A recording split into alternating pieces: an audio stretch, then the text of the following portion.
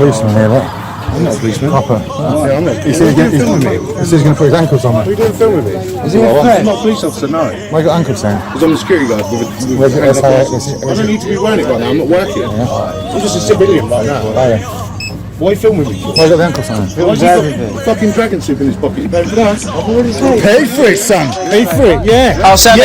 Business. What are you filming me for? Do I want? You've got films everything. You said you're going to cuff me. You said who the fuck you putting your cuffs on? You said who you putting your cuffs on? Why you want to involve yourself in the fucking life? Pick it away. Don't touch me, that's assault. On my attention. That's on my attention. You said that's assault. Yeah, touch me, yeah. You said who the fuck's going to coffin with them? I said you in a minute. Why would you neck it?